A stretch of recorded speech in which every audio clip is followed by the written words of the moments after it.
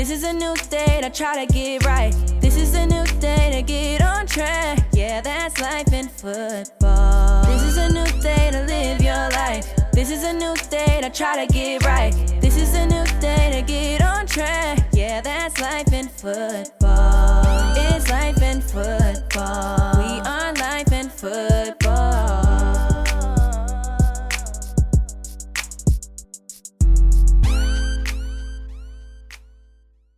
You are now listening to the Life in Football podcast. Check out the new website, lifeinfootball.com. Once again, the website is lifeinfootball.com. Thanks for listening. Welcome to the Life in Football podcast, baby. I'm your host, Mike V. And this your Cole's Cole and Moore. You know we loving life and enjoying football.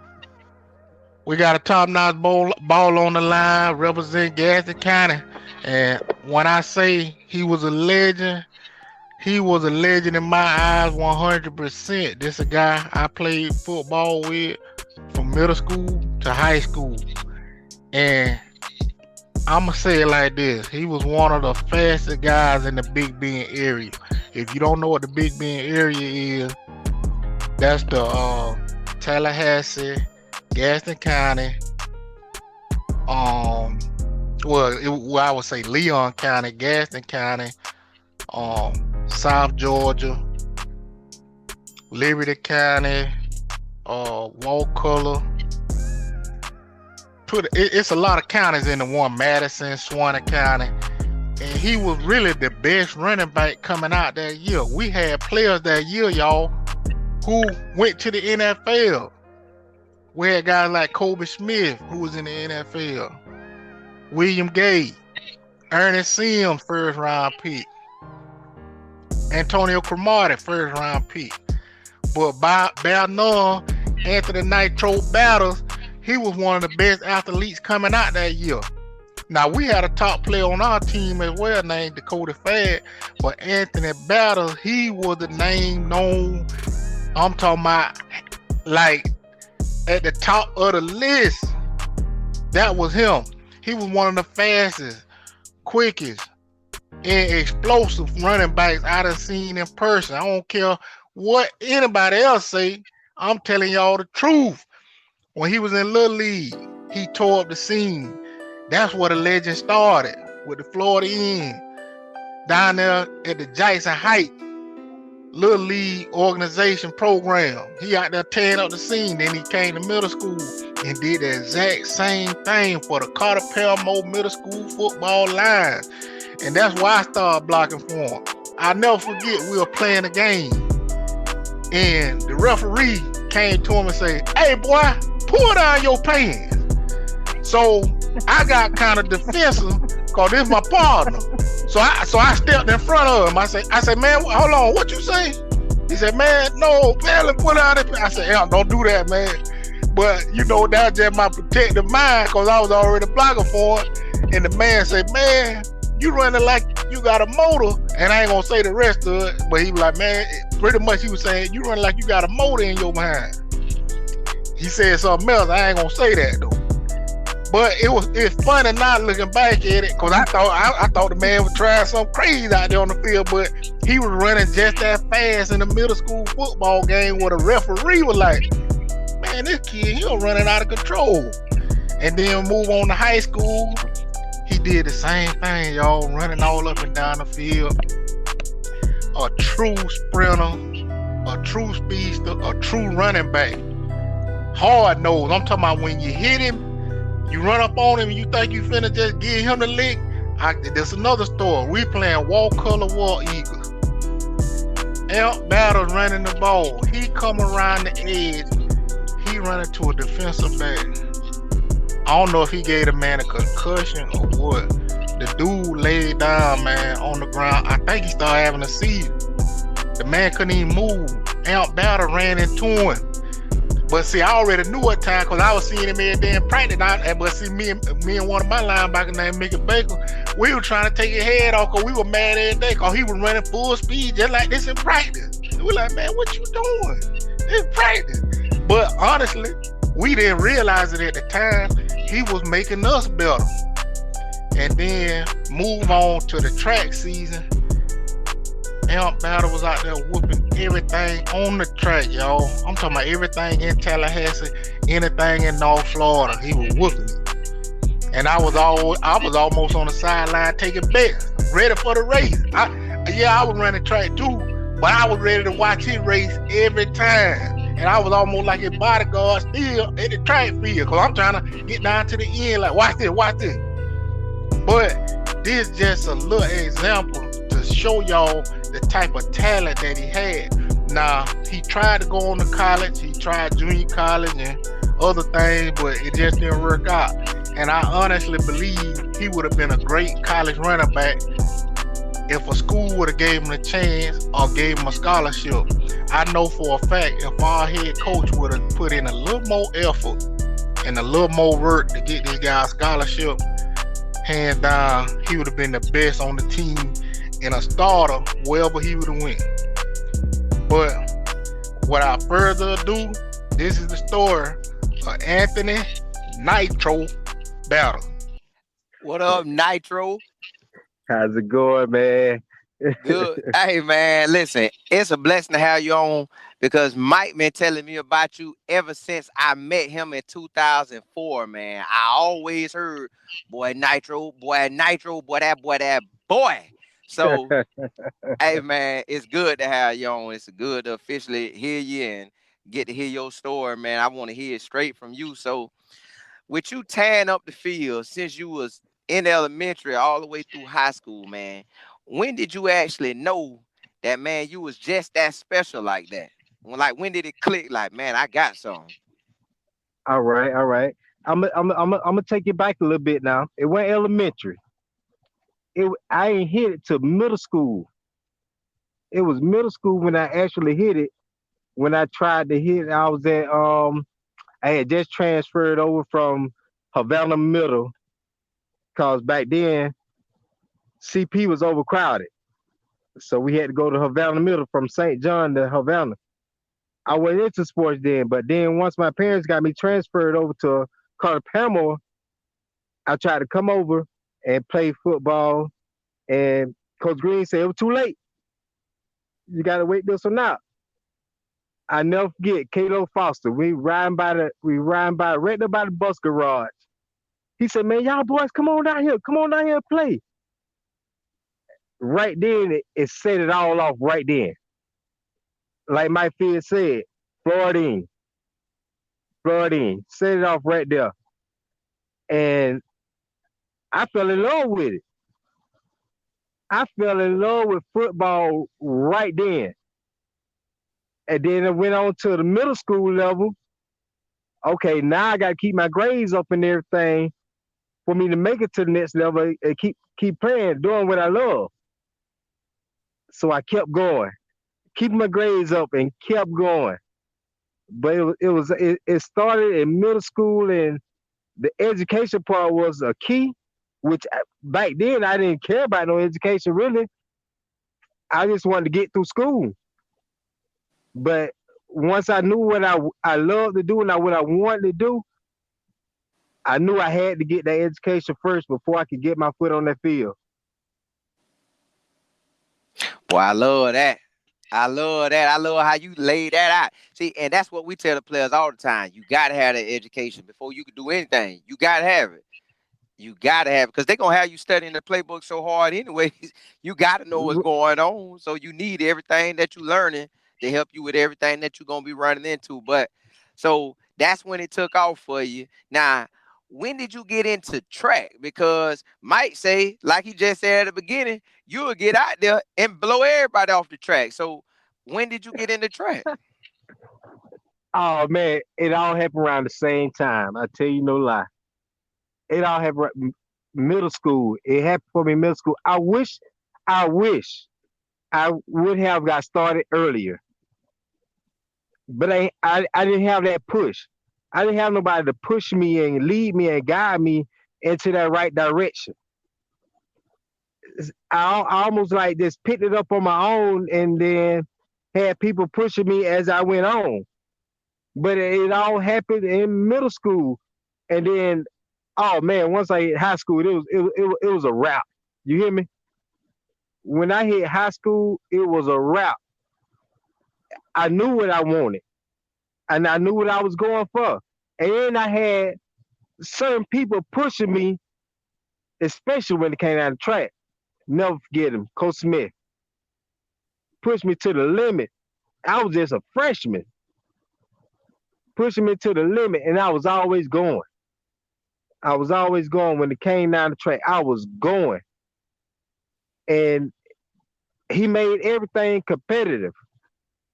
I mean, I'm a freshman running up against seniors and juniors and everybody else. He made you run. He made you want it. If you want it, show me you want it. And I went for it. I went for it. Now, shout out to Coach Smith, cause Yeah. Coach Smith, he a real deal trainer. That's who helped me when I was training for trying to go to the NFL. And like for what Ant was saying, that was a legitimate person who knew about for as running and speed. That was his expertise. He was a through and through knowledgeable person about with all Yeah. that. Yes. And we gotta let y'all know. See, Ant, he been fast, y'all. And like he said really, his track stuff hopped off in high school, but I was running with him. Check this out. We running at Havana Middle School. Now, for some reason, our track team used to be small, but we were winning everything. Cody gonna win all the hurdle. Elk gonna win the 100, the this and that. I'm gonna win the shot put. And it's like we could probably have about 6 or 7 people out there, but we winning everything. So Havana Middle School used to have this big track team. So we went over there one day for a track meet. It almost went fast because we were winning everything. So we in the 200 meters.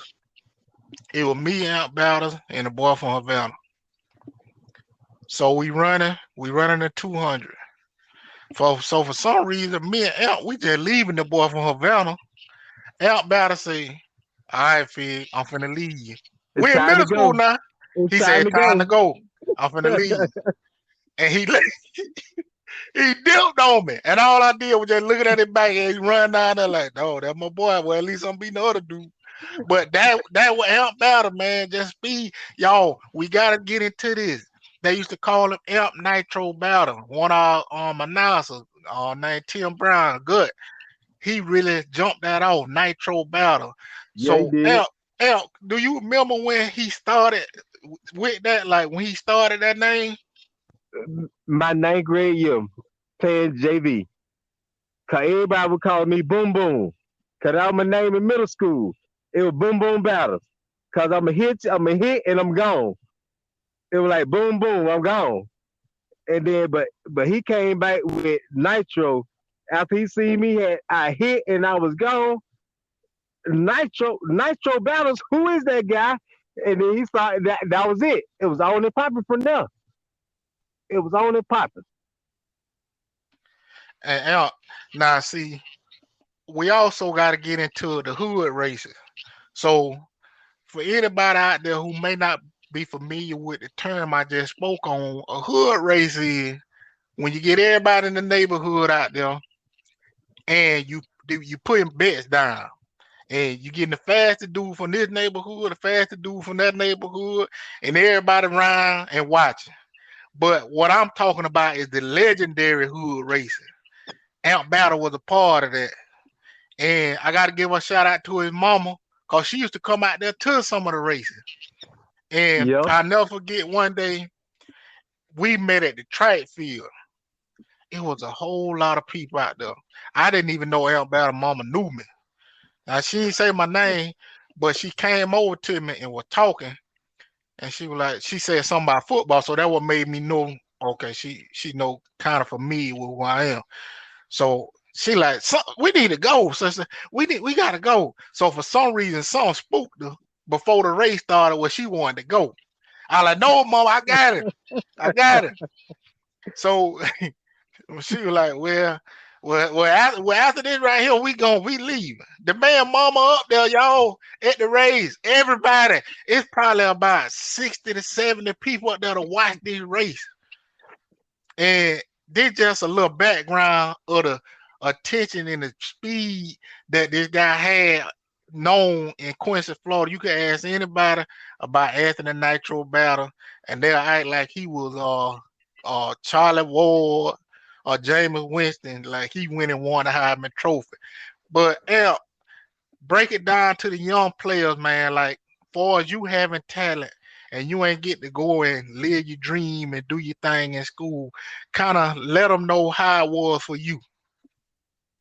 Okay, cool. Hey, when it came down, well, let me hit the street racer part first.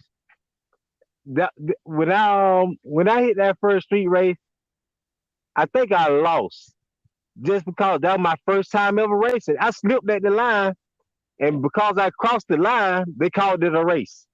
I lost. They called it a loss. I street racing, it went for me. It really went for me. That was my first one. And yeah, mama was out there and mama left early. And that was the crazy stuff. But for when it come down to going to that next level or getting to that next level, you got to discipline yourself. You got to discipline yourself. It's all about self. And I say it's all about self because if you don't want to get it and you don't get it, okay, now there's a problem. So it's really it falls back on you. You can't expect for nobody else to get you where you want to be at. Basically, you got to want it just as bad as anybody else want it for you. So you got to get out there and just go get it. For me, I failed at that, and I tell anybody I failed at that. And I got my little boys coming up right now, and I teach them right now. Hey, if you don't want it, you can't get it. It ain't gonna happen for you. You got to want it. You got to want it. If you don't want it, leave it alone. Find something else to do. But you got to have that drive to really want it. And I'm pretty sure there's a lot of people out there that got that drive that really want it, but don't have that push. Push yourself. Push yourself. Or find somebody that know how or what to do to get you to that next level where you need to be at. I feel like I didn't have that drive, that push to the next level. I don't feel like I had it. And then I fell short. Like my friend said earlier, I went to JUCO and I let that go. And I came back and did all this other stuff. I let that go. I ended up going into the military, but it was all good. But right now, it's me being older and thinking back and looking back. I should have pushed myself harder when I was up there at JUCO. Even though coach couldn't give me no scholarship for football, even though I went up there for football. I hope I ain't going too far with this, but I'm finna go a little bit deep in it a little bit. I'm good. Yes, sir. Go ahead. All right. But I went up to Dodge City for football. Mike Fig and Mickey Baker, they got me up there. Me Horn was too. Me Horn was up there too. They were like, yeah, man, come on, whatever. Damn, I had to send out my highlight tapes up there and everything. I get up there, they change my position from running back to cornerback. Okay, groovy. I know how to play cornerback. I did it years ago, but I ain't do it during my varsity years. I made second team corner. Groovy. I was still up there running track too. I made nationals in JUCO in track. I couldn't get a scholarship. Oh man, this discouraging to me now. I don't even, why am I still here? I'm running faster than some of the I have ran and doing better than some of the other people up here that's on a scholarship for track, for sprinters, and I can't even get me no scholarship. I'ma still play football if I get a track scholarship. I'ma still do my thing. But I got discouraged. I got discouraged and I came back home, and that's when things went a little bit more south for me. Coming from up north, yeah, came down a little south on me. But the thing was, if I would have stuck with it, if I just would have stuck with it, it would have been totally different looking at the outcome of it. Just sitting back looking at it, it would have been different. If I just would have pushed myself and proved myself a little bit more than what they thought of me, I probably would have made it a little bit farther. I probably would have made it a little bit farther, whether it was football or track. But the whole thing is self. It's self, self, self. It don't depend on nobody to do nothing for you, especially if you could do it yourself. Or you could get somebody else to lead you and guide you in the right direction. It's all about self. And see, that's a true statement too. You got to really focus on what you doing and have that self determination. That's Right. real important. That's very important because basically our team, our senior year, like y'all, we had one of the best teams in the state. Now I believe if we would have had Coach Allen, if Coach Allen wouldn't have left, not disregarding Coach Thomas or Coach what's the other offense coordinator we had? Matt, Coach Matt, not disregarding what they did, cause Coach Thomas had it good on the strength and conditioning part. But I believe if Coach Allen would have stayed, we'd have won a state championship hands down, easy. And I believe if probably one or two more players would have been there, probably like Alonzo Bush and probably like one more player, man, we'd have been unstoppable. But man, Boy, this the talent, man. That what you finna say? What you finna speak on? Go ahead. Alton Gordon. He was a Oh defense, yeah, defense, and Bush had moved on to Tallahassee with her, but Alton, it's all right, about leadership though. At the same time, all that stuff fall down to leadership.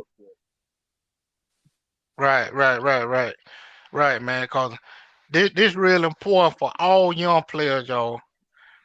Listen at this story. This guy had top tier talent. First team All State. First team All Big Bend. First team All County. When I say one of the best in the state, he was one of the best in the state. Y'all hear what he was doing on the track field. How you not be a scout? How you not be a coach and not want to go and get this guy ASAP and put him on your team and give him a scholarship? It just when you look at the overall aspect of everything, like he said, yeah, the grades gotta come with it. But yeah, you gotta put a little bit into it yourself. But I truly believe if we'd have had a little type of scouting type of effort from other people, I think, Right, man, this guy would have right, been out signing a scholarship on signing day. Cause right, look at it. I didn't sign a scholarship on signing day. We only had 2 players when we really should have had about 8 to 10 signing on signing day. You I know, give 10 plus, Mike Fed. 10 I plus. gotta take you off. I give 10 plus. Okay, well 10 plus. Cause we had some dogs out there. Yeah, yeah, Y'all listen to me. We were whooping everything in Tallahassee. We were doing our thing.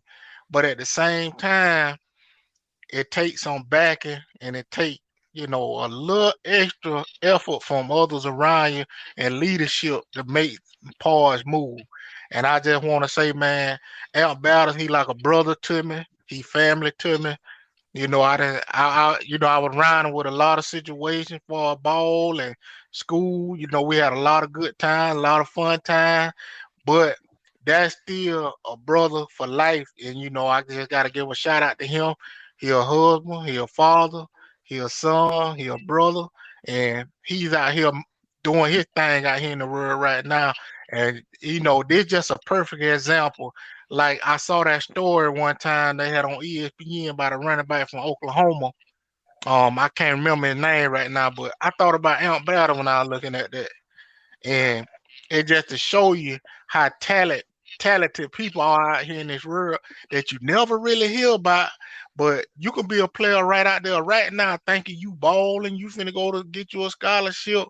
But I'm telling you, it's examples ahead of you that you may not know of that had talent just like you or was better than you, that didn't get the opportunity. So take advantages of the chances you get and make sure you make the most of every opportunity you get.